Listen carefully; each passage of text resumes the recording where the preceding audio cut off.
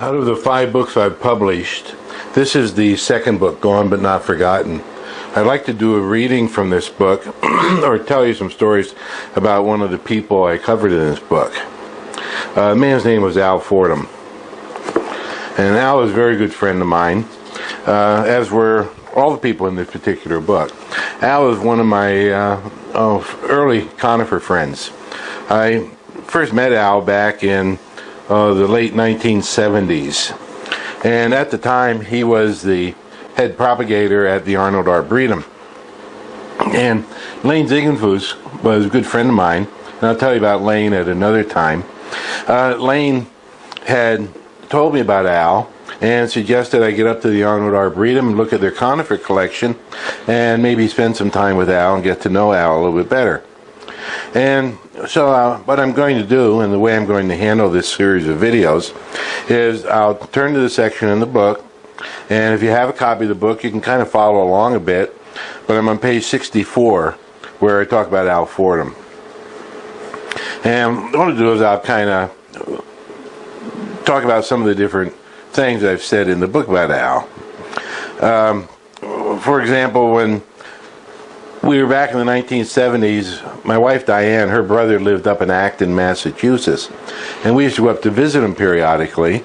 And one time I went over to the Arnold Arboretum, and at the time I didn't know about Al, so I just went over there, roamed around, and got to see some of their conifers. Well, later, a year or so later, Lane told me about Al, and on a following trip to Acton, I went into the Arnold Arboretum and I met Al at the Dana greenhouse. And Al spent time with me touring the gardens around the Dana greenhouse. He was always willing to spend time with any conifer collectors. And that particular visit in 1976 was the start of a long and close relationship. Al was an authority on Tsuga canadensis. That, in some ways, was his favorite plant group.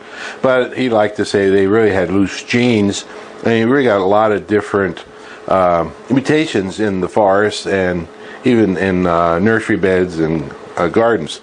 Not so much witches' brooms as actually dwarf mutations from seed or branch sports other than brooms.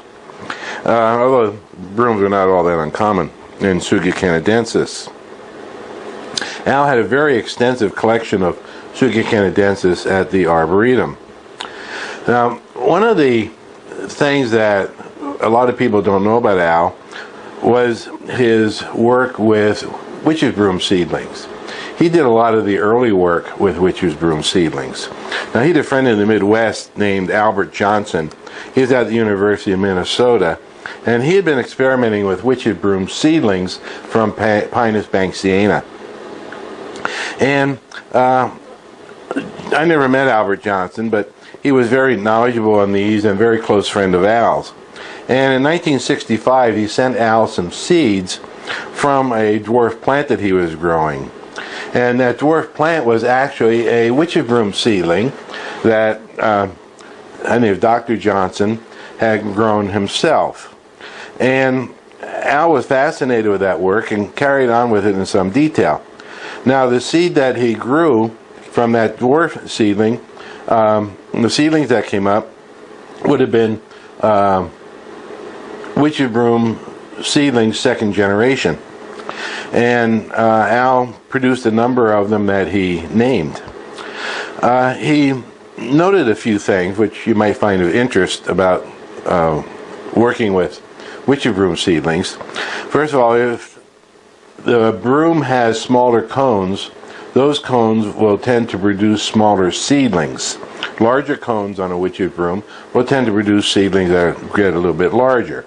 And if you collect all the seed off a broom, all different sizes of cones, and take the seeds from them, you'll get about 50% dwarf plants, which is to be expected because the pollen came from normal growing trees, and the egg cell came from a dwarf plant, so it would primarily have dwarf genetics, and the pollen had normal growing genetics, and so you get about 50-50 ratio. And Al did quite a bit of work on that, and did some writing on it. A good friend of Al's was Dr. Sidney Waxman at University of Connecticut. He also knew Albert Johnson, probably through Al, and the three of them exchanged a lot of information on witch's broom seedlings, and Sidney carried it to an extreme almost. He made it his main project at the University of Connecticut, growing witch's broom seedlings, and I'll talk to you about Sidney another time, but he got his start because of Al, because of the work Al was doing. Al loved determining why plants grew the way they did, and whenever he traveled anywhere, he was always looking for aberrations, and then he tried to figure out what was going on with the plant that made it grow the way it did. He did a lot of investigations at the Arnold Arboretum, and a lot of his work was never really written up. It was just put in files, and he was always talking about writing a book, but for one reason or another, that book just never got written. But he did do a lot of writing for the International Plant Propagator Society. When Al visited me one time in Oregon, in 1990, we did some experiments with dwarf Alberta spruce. They were they're flush of new growth. It was a spring. So we laid one on its side. In just a few days, it had a 90-degree bend in its trunk. The auxins were that powerful to cause that much of a change. We even hung a Pinus strobus fastigiata upside down, and within just a few days, the leader had turned all the way around, had made a 180-degree bend going the other way. I could just see if you would keep doing that, you could actually turn it into a curlicue. Whenever I went up to the Arnold, I would stay with Al as I got to know him better and better, and I'd make trips up just to see Al.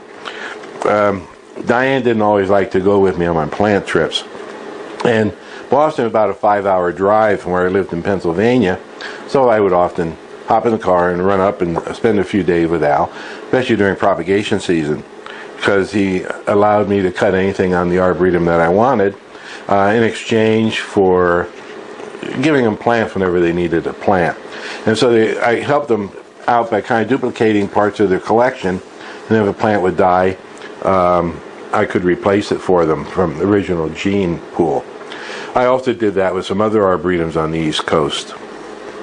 And I was quite known in my cutting privileges in several arboretums because I would replace plants when they lose them. I learned to do that from Lane. The Honeywell estate was closely associated with the Arnold Arboretum, and Lane knew, or not Lane, but Al knew quite a bit about the Honeywell estate, and he knew the owners. And at the Dana greenhouse, Al was growing weeping hemlock, which was called Brookline, Tsuga canadensis Brookline. The original tree had a layer coming off of it, and Al took the layer and planted it at the greenhouse, and it was doing quite well. And it's a good thing he did, too, because kids used to play in the original Brookline, and one time they started a campfire in it, and the tree caught fire, and the tree was killed. We did some work on the weeping forms of Tsuga canadensis at the Arboretum, and I tried to identify the original weeping hemlocks, the sergeant hemlocks that they had at the Arboretum, and I think we got several of them labeled there. Once I took my friend Don House there with me. He had flown out to us from Oregon, and this was back before I moved to Oregon, and he spent a week with me over the Christmas holidays, and I taught Don how to graft, and we went up and spent a couple days at the Arnold, and we spent a night with Al. Well, when we went up, it had snowed, and the temperature was below zero at night. You got down to about 10 below zero.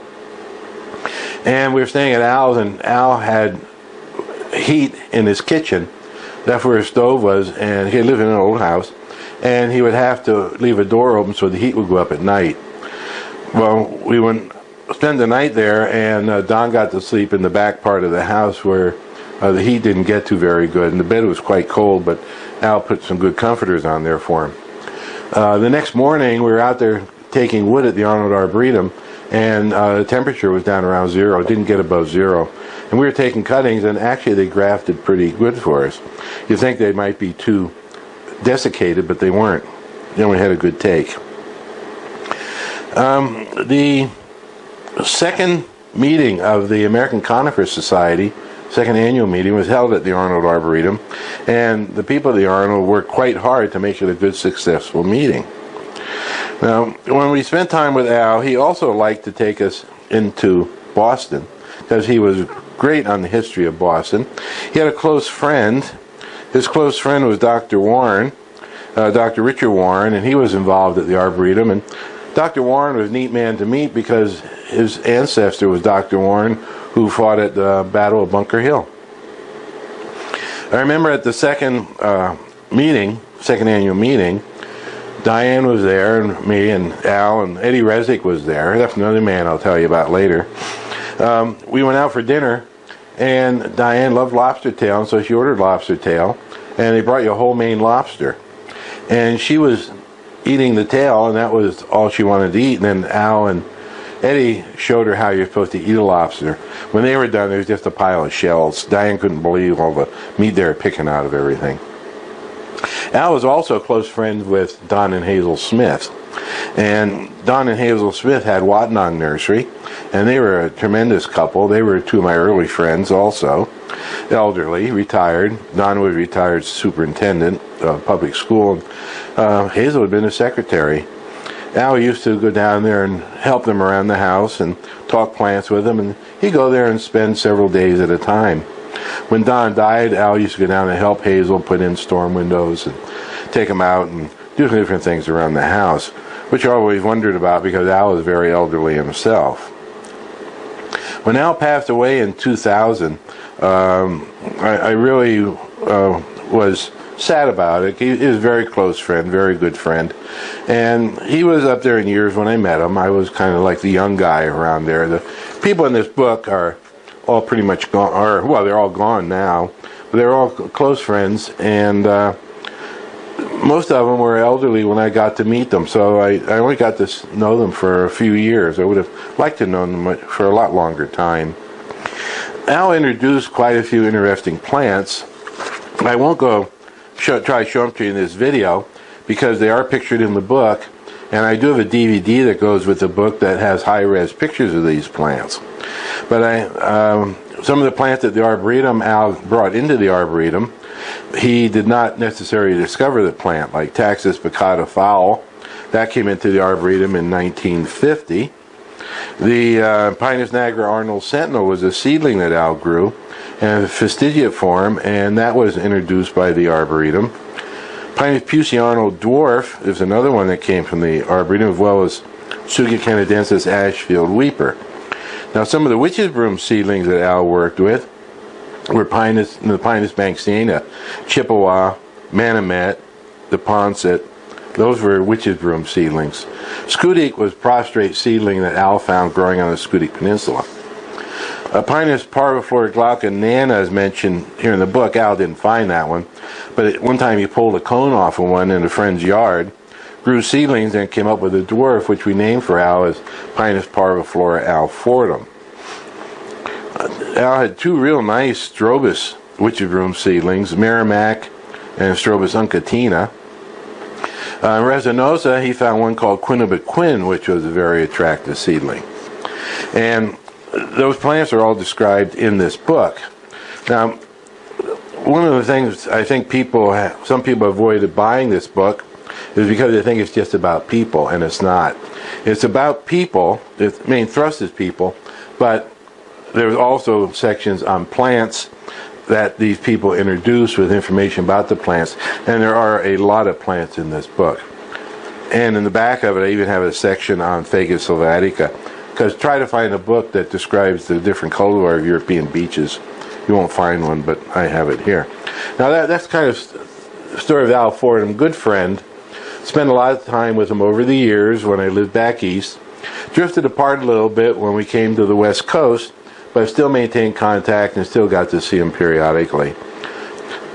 I miss Al, but when I get thinking about him, I just go to this book and I open up and then I read about him, and it brings back lots of good memories. I hope you enjoyed this particular video. It's the first of what I hope will be many videos about my 5 different conifer books, about people and about plants.